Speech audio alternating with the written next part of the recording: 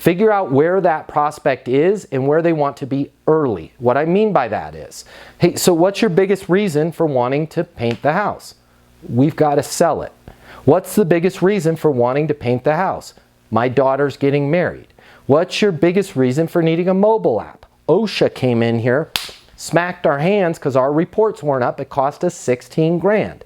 You guys need to start having the courage to ask this question like during the first few minutes of any conversation with any prospect. What's your biggest reason for needing life insurance?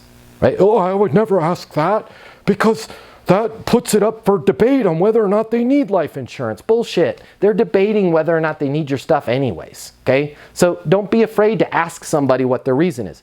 They'll tell you. Right? What's your biggest reason for painting the house? My daughter's getting married. Then when you go to close, hey, does it make sense for us to get started so we can get the house painted before the wedding? Now you're the only salesperson that they're talking to. Only one. I guarantee it.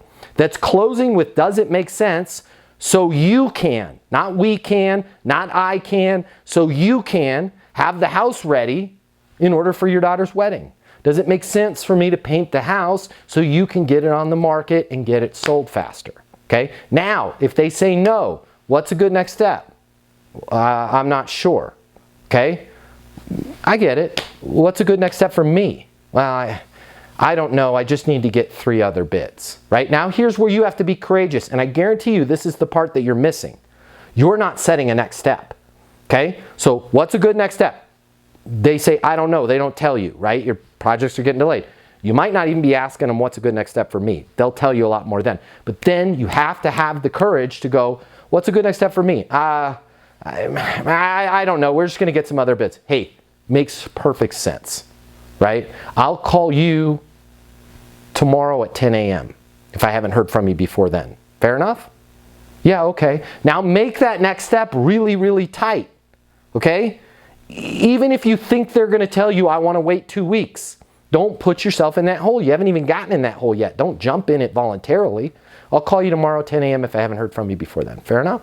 And now, which brings us to another thing I wanted to talk about today, skillful follow-up. Okay? Now, if you've been skillful, if you went to close them on the first conversation, does it make sense for me to paint your house? So you can, because you skillfully figured out why the hell they want to paint their house, have it ready for your daughter's wedding. Now when you follow up, hey Matt, as promised, it's 10:30, calling to see if it makes sense so we can get the team in there to paint the house so it'll be ready in time for your daughter's wedding. I'm on my mobile, 720-660-3202. Ring, ring, ring. Yeah, we were going to get 3 other bids, man. We just got to knock this out. You are absolutely right. Last thing I need is painters in here and florists in here, and we got to get this thing done, right? So your skillful follow-up then is what? It's the exact same as your close. I'm calling, but you're just throwing in the I'm calling if you have to leave a voicemail. If they answer, yellow, hey Brian, Matt Easton calling to see if it makes sense to get you access to the sales coaching so you can go from $550,000 a year to $750K in commissions. Pause, full stop. Yeah, it does. Let's go ahead and do it. Perfect. Sent you a link right now. What happens next? Just click on that, get enrolled. I'll see you on the live on Tuesday. Welcome aboard, right? What happens next?